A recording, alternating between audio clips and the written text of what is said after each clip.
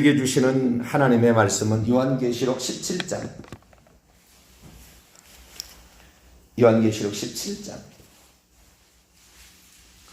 1절부터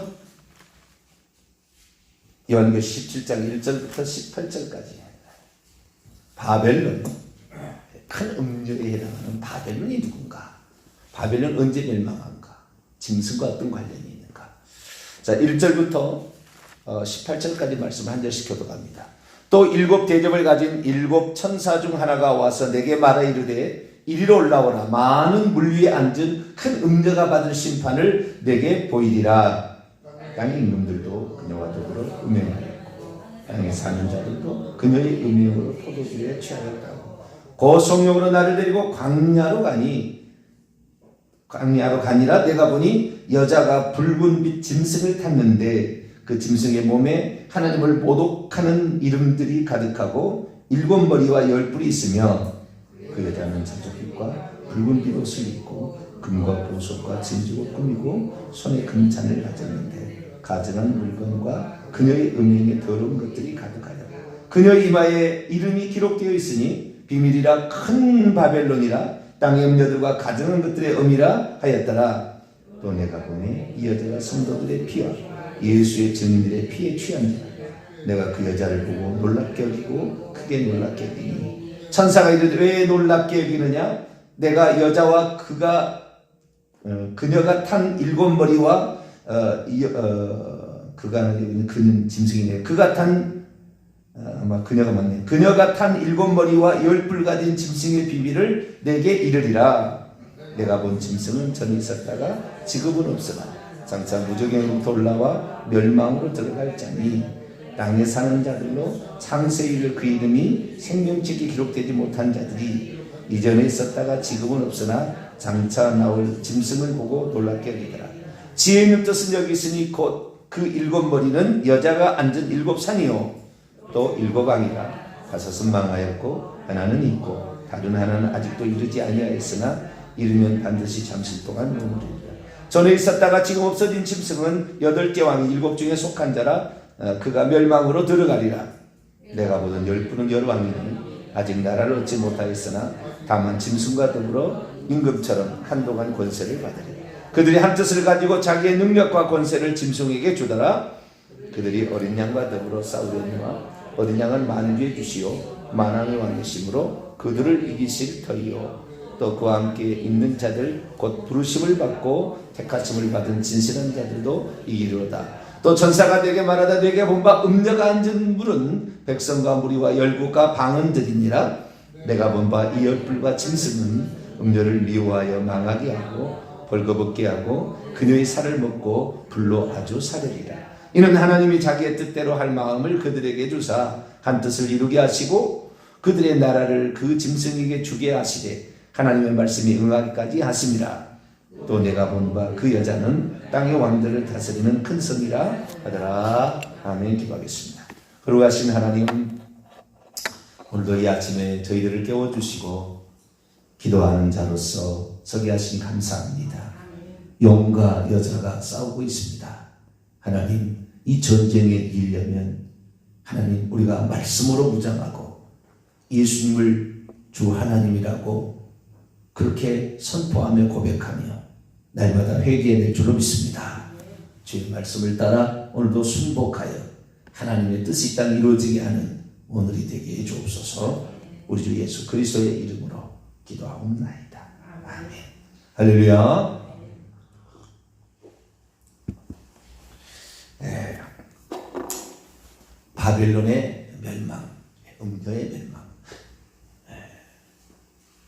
우리가 해를 온 입은 여자, 그래서 산에 아이를 낳은 그 여자. 여자는 여잔데요, 귀낸데요, 결혼한 거랑 예수는 결혼한 거예요. 약혼한 거예요. 정확히는 약혼. 왜냐하면 그녀는 나중에 파르데노스 처녀라 이렇게 얘기한 거 보니까요. 우리는 순결한 처녀처럼 신랑이신 예수 그리스도를 맞이할 준비를 하게 되길 바랍니다. 결혼할 처녀가 바람 피우고 다녔다, 음녀되는 거예요. 음녀는 그리스도의 신부가 될 수 없어요. 이미 예수 그리스도를 믿는 사람이죠. 음녀는. 짐승하고 음녀의 차이는 거기에 있어요. 네. 짐승의 역할과 음녀의 큰 바벨론이라고 했잖아요. 음녀가 큰 바벨론, 어마어마한 큰 도시를 형성했다. 네. 무역이 대단했다. 땅의 왕들을 지배했다. 땅의 왕들의 임금은 짐승이에요. 그 짐승 위에 타고 있죠. 이 음녀가. 이 음녀가 그 짐승, 사단의 우두머리, 사단의 그 2인자, 사단의 2인자, 그 짐승을 타고서 활동을 해서 권세를 누리고 치장을 하고 금은 보석으로 치장한다 하잖아요. 금은 보석은 나중에 새 예루살렘 성의 재료입니다. 금, 은, 보석은. 금, 성부, 은, 성자, 보석, 성령. 이를 상징해요. 그래서 삼위일체 하나님을 그대로 흉내내고 있는데, 우리는 속성분이 그렇게 달라진 사람이지만, 겉으로 그렇게 치장을 한다고 말해요. 속이 없는 사람은 겉으로 치장을 한다는 거예요. 그래서 그런 치장하는 이런 여자가 있는데, 이 여자, 음녀가 될 거냐? 우리 그리스도인들 중에 하나예요. 음녀가 될 거냐? 그 여자가 될 거냐? 광야로 도망친 그 여자가 될 거냐? 음녀가 될 거냐? 똑같은 광야예요. 그것도 광야도. 그런데 한 여자는 광야에서 보호받고 양육받으면서 사단하고 맞서서 싸우는 그런 여자고, 음녀는 간통 속에 대해서 놀아나는 거예요. 그래서 세상에 그 짐승이 주는 권세와 능력과 권력에 취해서 같이 돌아가는 건데, 이 종교를 이용해서 땅의 짐승도 이용해 먹고 땅의 열불 왕들도 이용해 먹어요. 상인들도 거기에 붙어서 돈을 벌고 다 그렇게 합니다. 그래서 이 세상과 놀아나는 짝하는 이 여자, 엄청난 가증한 것들의 어머니라겠죠. 그러니까 우리가 예수 그리스도를 믿어도 이 여자가 될 거냐 음녀가 될 거냐, 이것이 중요한 거예요. 저와 여러분은 그 산의 아이, 이기는 자를 산출하는 그런 모체가 될 수 있게 되기를 축원합니다. 우리는 그런 자가 돼야 되는 거예요. 그런데 그 음녀가 이제 언제까지 있느냐? 제가 그랬잖아요. 일곱 나팔, 일곱 이는 전체 인류의 역사를 종합한 것이고, 정확하게 표현하자면 그것도 재난이 있긴 있어요. 재앙이 있긴 있으나, 그러나 종합한 것입니다. 사두경마 4마리의 말이 달려가고 5번째 인을 뗄 때 그 순교자의 기도로 이 지금 역사가 일어나는 겁니다. 하나님께서요, 이 땅을 이 순교자가 천국에 들어가서 기도하는 것 때문에 그걸 심판하는 역사가 7가지 나팔과 7 대접 심판이에요. 이 7 나팔, 또 7 대접 심판이 있는데, 7 대접 심판들은 하나님을 대적하는 자들에게 내리는 심판이에요. 심판. 그 심판 가운데에 7번째 대접 심판 때 바벨론이 멸망한데, 이 바벨론이 멸망이 끝에까지 가는 거예요. 그러니까 예수 그리스도의 직전까지 가게 되는데, 그런데 더 시간을 쪼개서 설명하자면 바벨론이 먼저 멸망하고 그 다음에 짐승과 거짓 선지자와 용이 멸망을 해요. 누가 이 바벨론을 죽이느냐 없애느냐? 하나님 없애는 게 아니고요, 짐승이 죽여버립니다. 나중에 짐승을 이용해 먹거든요. 이 음녀가 짐승을 이용해 먹고 자기가 그것을 등했고 그 권력을 힘입어서 사탄의 지혜를 가지고, 사탄의 능력을 가지고 자기가 땅에서 권세와 부귀와 영화를 누려고 살지만, 나중에는 짐승을 해보겠습니까? 인간이. 음녀는 사람들이잖아요. 교회 다니는 구원받지 못할 사람들이잖아요, 결국에. 이런데 이런 사람들이 못 이기는 거예요. 사단을. 이 사단이 나중에 이게 죽인다 그 말이에요. 그래서 이 여자가 이 짐승을 타고 열불 가진 이 짐승을 타고 다닌다 그런 거예요. 그건 결국에 이용해 먹고 그 권세하에 자기가 살아가지만, 결국에 나중에 사단에 의해서 멸망을 당해서 지옥에 떨어지는 그런 비참한 결과를 맞게 되는 것이죠. 자, 16절 한번 읽어볼까요?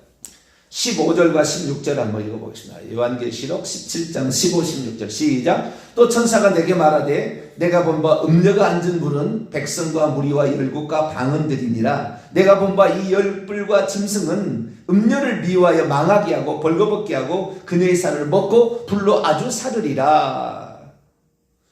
요한계시록 17, 18장은 바벨론의 멸망을 말하고 있어요. 이 바벨론의 멸망은 요한계시록 16장 19절에 일곱 번째 대접 심판의 핵심 노른자예요. 그것이 확대해서 17, 18장에 더 많이 확대해서 지금 포커스를 맞춰가지고 더 크게 얘기해주고 있는 건데 17장 1절에서 18장 8절까지는 바벨론 성이 멸망하기 이전의 경고예요. 이제 이렇게 될 거다. 이제 이렇게 될 거다라는 경고성의 바벨론의 멸망 이전에 바라보는 입장에서 바벨론을 얘기하고 있고 18장 9절부터 마지막 절까지는 바벨론의 멸망이 이미 된 상태를 바라보고 화이또다 화이또다 하면서 그 현장을 바라보면서 애통해하는 땅의 왕들과 땅의 상일들과 그 다음에 해상 운송업자들의 탄식을 얘기하고 있어요. 그래서 17, 18장은 바벨론의 멸망을 얘기하고 있는데 제가 지금 우려한다는 어제 제가 그런 얘기를 했잖아요. 지금 제가 많이 우려하는 일이 현실로 다가오고 있다. 그 우려하는 일이 뭐냐? 우려하는 일이 AI 로봇의 출현입니다. AI 로봇의 출현. AI라는 것은 인공지능을 가리키잖아요.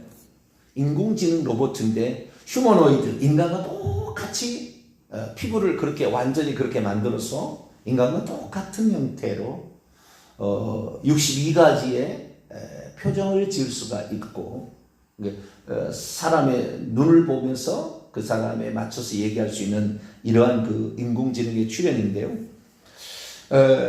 이 출현이 지금 너무 앞당겨지려고 하고 있어요, 지금. 그런데 이 바벨론이라는 이 그 음녀가 땅의 왕들과 땅의 상인들과 같이 마지막 때까지 그 무적에서 올라오는 그 짐승이 올라올 무렵에 이제 그 올라오기 직전부터 어떤 그런 증상이 있을 텐데 끝에 가서 이 짐승과 결별을 하게 될 텐데 짐승은 결국에 뭘 쓰게 되냐면 짐승이 두 번째 올라오는 짐승이 첫 번째 짐승을 위하여 우상을 만들려고 그러죠. 그리고 그 우상을 경배케 합니다. 신으로 섬기게 하는 거죠. 신으로 섬기게 하는데 그것을 하지 않는 자는 다 죽이더라. 그 다음에 그 우상에 경배하는 자에게 표를 주어서 매매를 하게 하더라. 라는 그러한 말이 요한계시록 13장에 나오거든요. 그래서 우리가 이 바빌론의 멸망과 더불어서 짐승의 멸망이 있는데 바빌론의 멸망이 먼저 있어요. 짐승이 바빌론을 죽이는데 짐승이 바빌론을 죽이게 될 때는 이제 사단이 올라올 그런 무렵이에요. 그 무렵에. 그래서 나중에 이제 사단이 올라와서 용과 짐승과 거짓은 함께 모여서 세상의 왕들을 끌고 가서 하나님을 대적해서 다시 오신 예수님을 대적해서 이렇게 아마겟돈 전쟁을 일으켜서 인류 전쟁이 끝나는 거예요. 그런데 오늘 본문 보세요. 이 바벨론과 그 다음에 그 짐승에 관한 얘기인데 짐승이 17장 8절에 보니까 내가 본 짐승은 전에 있었다가 지금은 없으나 장차 무저갱이로 올라와 멸망으로 들어갈 자라. 이 사단이에요, 사단. 무저갱이 갇혀있잖아요, 1000년 동안. 이게 무저갱에서 갇혀있던 그가 이렇게 올라온다, 이게 올라와. 올라오면 끝이에요. 그러면 14절 어린 양과 더불어 그놈이 싸울 건데 어린 양은 만주의 주여 만왕이여. 이것이 바로 요한계시록 19장에 예수님이 만왕의 양 만주의 주로서 재림하셔서 그 아마겟돈 전쟁에서 그들을 없애는 거거든요. 그러니까 지금 이 어떤 그 요한계시록 11장까지는 심차적으로 됐지만 12장부터 20장까지는 순차가 아니에요. 어느 장면을 확 땡겨서 그냥 확 하고 전체를 조망해서 하나하고 딱 보여주고 막 이런 식이지 시간적 순서가 아닌데 문자로 보는 세대기를 전부 시간적 순서로 봅니다. 그러니까 헷갈리게 되고 그들은 이해하는 얘기를 할 수밖에 없어요. 근데 이 본문을 보게 되면 전혀 그렇지 않다는 거. 12장부터는 완전히 그냥 어떤 장면들을 끌어와요. 12장부터 14장까지는 삽입장이에요. 15장까지는 16장에 일곱 대접 심판이 나오는데 일곱 대접 심판은 11장에 있는 일곱 나팔하고 연결되어 있으니까 12, 13, 14, 15까지는 어쩌면 15는 그 16장에 앞선 일을 얘기하고 있으니까 12, 13, 14는 삽입 계시라고요. 그것을 역사적 순서로 보면 안 돼요. 그러면 이 11장에 일곱 나팔이 울려 퍼졌는데 12장에 사내아이를 낳잖아요. 예수님이 태어나잖아요. 말이 안 되는 거거든요. 그러니까 요한계시록을 잘 못 푸는 사람들은 정신이 없어요. 이걸 정확한 계시를 알아야 되는 거, 순서를 알아야 되는 거죠. 그런데 이 짐승이 올라오기 전에 올라와서 이 예수님을 대적해서 결국에 짐승과 거짓 선지자, 사단이 짐승과 거짓 선지자와 더불어서 아마게돈 전쟁이 됐는데, 이 둘째 짐승이 첫째 짐승을 위하여 우상을 만들어서 그것을 숭배케 할 때에, 그때의 그 현상의 하나가 AI 로봇의 출현이 아닐까 매우 의심스러워요. 그렇게 가능성이 있을 것 같아요. 느낌이 그러는 거예요. 이건 안 맞을 수도 있어요. 실제는 안 맞을 수 있어요. 그런데 어떻게 그걸 추정해 보냐면, 자 18장 넘어가 봐요. 이제 이미 멸망받은 그 바벨론을 향하여 땅의 상인들이 그 애통해하면서, 11절입니다. 땅의 상인들이 애통해하면서 10절에 화이또다 화이또다 오호 통제라 오호 애제라 큰 성 견관성 바벨론이여 하면서 그 심판이 이제 이루어진 것을 얘기하는데, 그 상품을 나와요. 상품이 나오면 12절 보면은 금과 은과 보석 진주 세마포 자주옥감 비단 쭉쭉 나오다가 13절 끝에 가면은 수레와 종들과 그 다음에 사람의 영혼들이라. 사람의 영자는 없습니다. 이 사람의 혼들이에요. 사람의 혼들이라는 게 무엇입니까? 생각과 감정과 의지잖아요. 사람처럼 생겼는데 사람의 혼들을 판다. 생각과 감정과 의지를 가진 존재를 판다. 제가 그런 얘기 했잖아요. 앞으로 10년 안에 인공지능 로봇 비서를 집에 하나씩 둘 거라고. 시장도 그놈한테 시키면 그놈이 아니겠죠. 예쁜 여자를 아마 둘 거예요. 남자는 로봇이 나를 죽일 수도 있잖아요. 힘이 세가지고. 여자를 둘 거예요. 아마 로봇 비서가. 근데 그 여자를 두게 되면은 미리 입력을 해놓은 거예요. 입력을 뭐 말로 해도 돼요. 그때는 이미 다 통용되니까. 말로, 자, 어디 가서, 다다 플러스에 가서 알타리 무를 5잔 사와라. 11시에 가서. 그러면 지가 자동차를 끌고 가서, 다듬단 사다가 딱 갔다가 다듬어 놓으라고, 다듬기까지 할지는 모르겠지만, 자우지가. 그렇게 되는 세상이 와요. 앞으로 모든 인류의 역사의 재편은 이 휴머노이드 로봇을 만드는 위한 모든 것으로 재편될 거예요. 일은 다 그놈들이에요, 이제 손 하나 까딱 안 할 시장에 와요. 이 사람들이. 왜? 그 로봇가 위험한 일을 다 할 것이고, 현장에서, 작업 현장에서, 산업 현장에서, 가정의 노동 일을, 그 다음에 의사의 진단, 이런 것도 의사는 배운 거 자기가 경험한 밖에 없지만 거기다 다 집어넣잖아요. 우리용 로봇이 나와버리면 모든 것을 다 그대로 입력이 딱 들어가게 되면 정확히 판단해 주거든요. 당신 어디가 무엇이 딱 틀렸다고. 그러니까 요즘 의사들은 이제 다 없어질 거예요. 로봇이 다 수술하게 되고 이렇게 할 생각이고. 그렇기 때문에 얼마나 정교한, 그리고 얼마나 정확하게 수술할 수 있는 로봇을 만들어내느냐가 의사의 할 일이지, 의사가 직접 할 일이 없어요. 나중에는 다 모든 게 다 그런 로봇가 와서 할 거니까. 그런 세상이 오는데, 그런 세상을 여러분 놀라지 마세요. 그런 세상의 실현을 언제로 보냐면 2025년으로 보고 있어요. 우리는 모르지만 지금. 중국에서 그 일을 많이 한, 세계 최고로 많이 한 데가 지금 중국, 미국이에요. 그 다음에 다음 일본인데요. 우리나라 한참 뒤졌어요. 이 짐승하고 이 바벨론하고 거래를 이렇게 하는데, 이 짐승에 속한 자들이 그게 열왕이고, 열왕이 상인들을 가지고 상업을 하게 될 텐데, 이 상업의 최고의 마지막 단계에 나올 존재가 사람의 혼들이다. AI 로봇이다. AI 로봇일 가능성이 매우 높아요. 그게 지금 얘기하고 있는데, 그 날이 언제 올 거냐? 2025년을 카운트다운해서 입이 다 들어갔어요. 우리나라에서는 작년부터 지금 이제 신경을 쓰기 시작해서 매년마다 10,000명씩 이런 AI 전문가를 배출하겠다고 해서 향후 5년간 2023년까지 5만 명의 인재를 배출하겠다 이렇게 얘기를 하는데요. 지금 일본은요, 해년마다 25만 명씩을 배출한다고 지금 일본은 들어가 있습니다. 일본은 초등학교 때부터 AI 교육을 시작하고 재편했고요. 중국에 있는 거의 모든 대학 329개 대학이 AI에 관한 모든 것을 다 재편합니다. 지금 다 바꿔놨어. 왜냐하면 마지막에 우리가 살 수 있는 전 세계에 돈을 받아먹고 돈을 벌 수 있는 마지막 단계는 바이오가 아니에요. 예전에는 바이오라고 그랬잖아요. 생체 뭐 이거라고 그랬잖아요. 근데 이제는 AI로 가는 거예요, 지금. 그런데 중국이 따라잡으려고 하는데 미국은 한참 앞섰어요. 미국의 인력이 최고입니다. 중국보다 한 2배 되는 것 같아요. 어마어마한 미국의 인력이 지금 말은 하지 않고 있어요. 나중에 AI 로봇을 쓰는 나라가, 그런데 AI 로봇을 나쁘게 개발할 수가 있고 좋게도 개발할 수 있잖아요. 그죠? 나쁘게. 중국은 나쁘게 개발하는 쪽에 아주 혁명을 이루고 있어요. 나쁘게 개발. 미국은 좋게 쓰려고 혁명을 이루려고 하고 있는데 중국이 나쁘게 쓰려고 계속 지금 하니까 미국이 지금 엄청 압력을 넣고 있는데 그래도 이 시진핑은 이거 상관없다. 그리고 지금 추진하는 거. 대학을 완전히 재편을 지금 하고 있습니다. 완전히 바꾸고 있어요. 중국에 있는 몇 명입니까? 중국이 지금 인구가 15억. 그렇죠. 15억 정도 되는 모든 인구에 지금 어떤 상태냐면요. 얼마 한 달 전에 나온 보도인데요.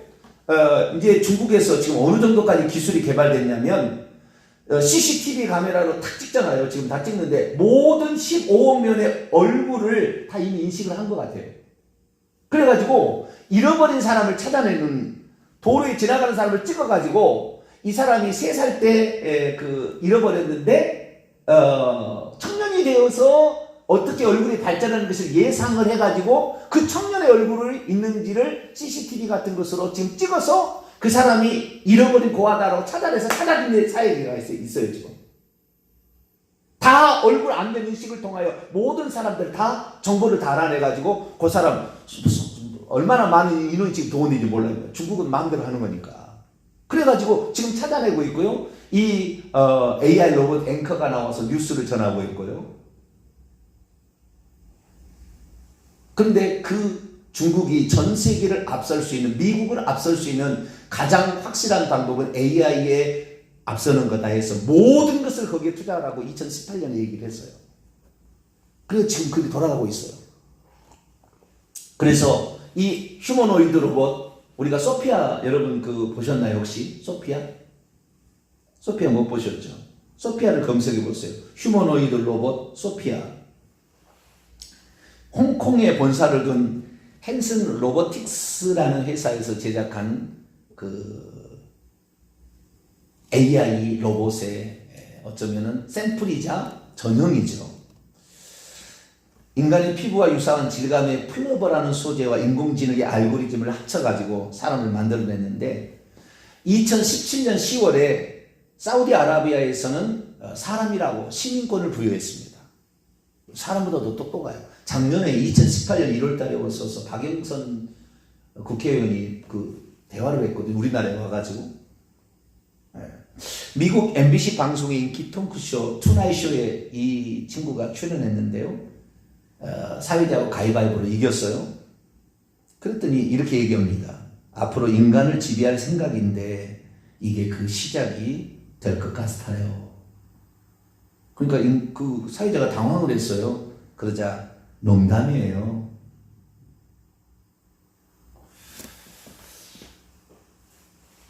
얼마나 뛰어나느냐? 인간의 10억 배가 뛰어날 거랍니다. AI 로봇이 인간의 10억 배. 그런데 이것이 지금 오늘 조금만 제가 결론을 내고 내일 또 계속 얘기할게요. 이게 마지막의 상품이라는 거예요. 상품. 근데 제가 우려하는 건 뭐냐면 상품으로서 이제 집에서 비서로 이제 10년 뒤에 하나씩 그러니까 LG 거 하나, 삼성 거 하나, 뭐 이렇게 아이폰 쪽에서도 하나 만들어 놓은 거, 아마존에서 만들고 구글에서 만든 거 하나씩 이렇게 우리가 이렇게 사서 이제 쓰게 되올 거 아닙니까? 그런데 그때는 이제 산업용, 그 다음에 뭐 의학용, 그 다음에 뭐 가정용, 가사용 이런 로봇가 이제 다양한 종류의 로봇가 나오게 될 텐데 AI 나오게 될 텐데 이 중에 하나에 지금까지 나와 있는 모든 데이터를 다 합쳐버리면 이게 짐승의 우상이 되어서 사람들에게 말하게 되고 모든 것을 다 얘기할 수 있는 상태가 된다면 이를 신으로 얘기하지 말라는 법이 없다. 짐승의 우상이라고 말하지 않을 수가 말한다고 해서 하나님 안 넘어갈 수. 왜? 이런 모든 어느 동만의 데이터만 이제 가사용 데이터를 지닌 AI, 산업용 AI, 의료용 AI 막 이렇게 나올 거 아닙니까? 근데 이 모든 것을 통합을 한다면 신과망불한 지혜를 가진 그런 게 되잖아요.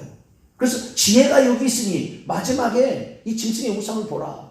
그런데요, 이 지금 그 가장 표상으로 만든 이 그 휴머노이드가 소피아예요. 소피아는 지혜라는 헬라어입니다. 지혜. 그래서 앞으로 이게 나중에 짐승의 우상으로 발전하지 않으라는 법은 없지 않겠는가라는 걱정인데요. 이 출현을 시중에서 판매하고 하는 것을 중국에서 2025년을 갖고 이미 들어갔다는 거예요. 2030년은 상용화에 완전하게. 이게 이제 길바닥에 걸어다니는 차 중에서 아줌마 중에 어떤 사람이 아줌마가 아니라 AI 로봇이 지금 시장 보러 간 거예요, 지금. 겉으로는 똑같이 사람이지만. 그런 세상이 지금 우리에게 다가오고 있는데, 그렇게 된다고 한다면은 지금 인류의 속도는 급속도로 지금 진행되고 있다. 만약 이것이 진짜 그렇게 짐승의 우상, 그 짐승이 전 세계를 지배하기 위해서 모든 15억 명의 데이터를 지금 중국은 다 확보한 것 같아요. 벌써 그걸 찾아낸다니까. 이 사람이 어렸을 때인데 커서 이 정도 얼굴이 변했을 거라고 그걸 찍어서 찾아가지고 부모님 찾아갔다고 지금 한 달 전인가 지금 뉴스가 나왔어요. 시진핑은 다 지금 장악하려고 지금 이미 그 계획이 세운 거예요. 나쁜 쪽으로 하면 안 되겠지만 좋은 쪽으로 지금 말은 하고 있는데 나중에 나쁜 쪽으로 하지 말라는 게 어디 있어요. 이 세상에서 용을 자기의 어떤 신성한 동물로 숭배하는 나라가 중국입니다. 옛날부터 그랬어요. 용이에요, 용. 사단을 지칭하는 용이라고요. 용을 지배하는 나라가 중국이었다고요. 근데 그렇지 않으라는 법은 또 없다라는 생각도 듭니다. 그래서 많이 우려가 된다는 거예요. 그래서 우리가 마지막 때에 출현할 거에 대해서 우리가 좀 더 생각해 보자. 그렇다고 한다면 우리가 현재의 이 복음을 전해야 될 때가 기간이 많지 않을 수도 있다. 그래서 우리는 지금부터라도 더 정신을 차리고 우리가 그때를 대비해 나가는 것. 우선 여기까지 오늘 말씀드립니다. 기도하겠습니다. 거룩하신 하나님 감사합니다. 바벨론과 짐승이 같이 있을 때 이제 인류의 역사는 이제 끝나게 될 텐데, 용이 올라오게 되면 아마겟돈 전쟁으로 끝나게 된, 잠깐이지만 끝나게 될 텐데, 그 전에 상인들이 상품을 파는데 사람들의 혼을 판다 말하고 있습니다. 주님, 그런 때가 지금 곧 도래한다고 말하고 있는데 우리가 깨어서 기도할 때고 우리가 회개할 때며 우리가 지금 복음 증언하지 않으면 나중에 AI 로봇에 다 흡수될 수밖에 없는 때가 오지 않겠나 걱정이 됩니다. 주님, 우리가 지금 예수 잘 믿을 수 있을 때에, 영혼을 구원할 수 있을 때에 최선을 다할 수 있는 저희들 되게 해 주옵소서. 우리 주 예수 그리스도의 이름으로 기도하옵나이다. 아멘.